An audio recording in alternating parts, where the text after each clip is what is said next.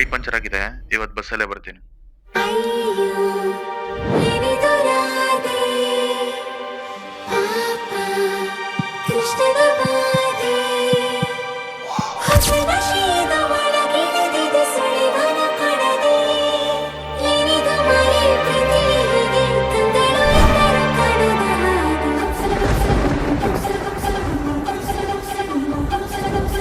ನೂರು ನೂರು ಸಾರಿ ಕಣ್ಣು ಕಣ್ಣು ಸೇರಿ ಹೃದಯ ಬಿತ್ತು ಜಾರಿ. ಅಯ್ಯೋ ಶಿವನೇ, ಅಯ್ಯೋ ಶಿವನೇ,